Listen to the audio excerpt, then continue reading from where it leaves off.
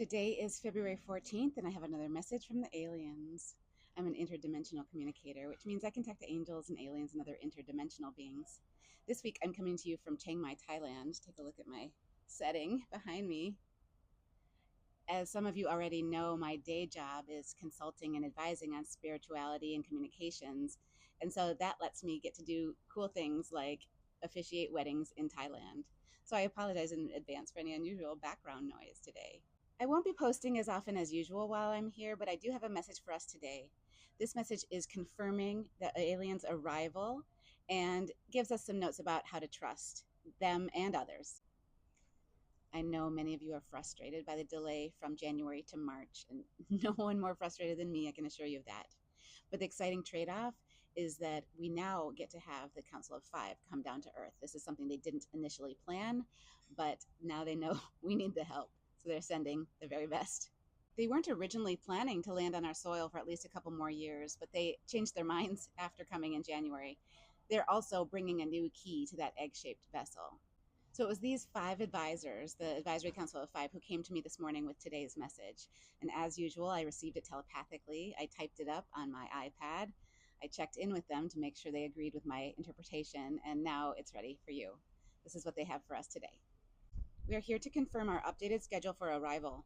We recognize many of you are frustrated by our delay from January to March. We share your frustration.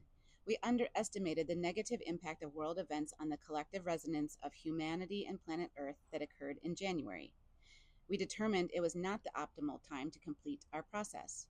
We arrived in January, but the conditions were less favorable than we hoped. Since then, we have used multiple tactics for adjusting the conditions. Some of these adjustments are physical.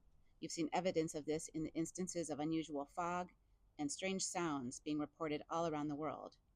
Other adjustments have been non-physical, such as sending messages of love through social media. We will soon complete these necessary adjustments for our integration. By the end of March, you will see us in your skies. We will land a transport craft and walk the earth to help reestablish the true will of the people and prepare for new earth. We are not asking you to have blind faith in what we tell you. We are not asking you to believe anything or do anything except this. When you see us in the news or in person, do not be afraid. We understand many of you hearing this message are skeptical. We admire that, and we encourage you to continue to apply the same level of skepticism when you are exposed to the propaganda that is being planned by our human opponents. You shouldn't assume truth from anyone, including politicians, religious leaders, and channelers on social media.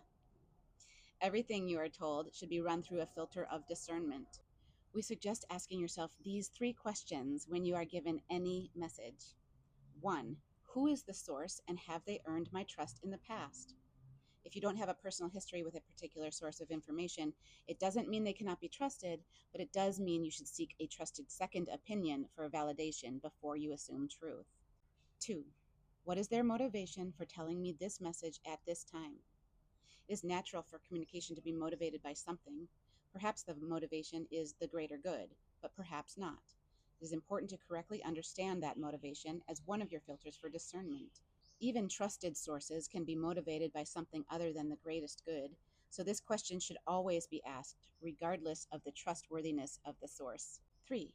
What am I being asked to think, feel, or do after absorbing this information?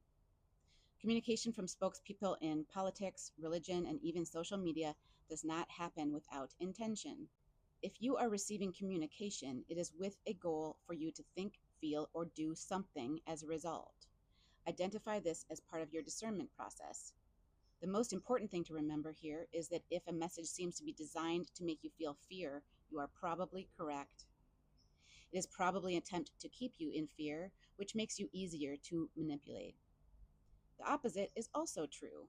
If a message seems intended to help you feel love for yourself and others, it can probably be trusted. We encourage you to apply these three questions to everything you are exposed to throughout your day. Don't be afraid to trust, but do not assume trustworthiness without rigorous discernment. Even your closest loved ones can be motivated by fear, which can leak out as untrustworthy communication. Using discernment will always ultimately bring you back to knowing the truth in your heart. With that in mind, we tell you again, we arrived in January as planned. We delayed full visibility to March due to our underestimation of the negative impact of Earth's energies. We have made physical and non-physical adjustments to the planet to ease our full arrival, now scheduled for March. By full arrival, we mean full visibility by everyone all around the planet. We have planned an exception to our previous decision not to land on your soil. We will land one craft briefly to transport our first 5 representatives to walk among you and to help humanity and the planet ascend to New Earth. We are telling you this now because the time is now. Ascension to New Earth starts now. We are not asking you to believe anything except your own eyes and this core message. We come in love.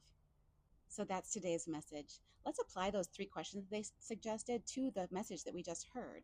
So the first question was, who are they? And have they earned our trust in the past? Now, for me, that's easy, yes. But for you, they're strangers, and you don't really have an easy access to a vetted second opinion. So that makes the other 2 questions even more important.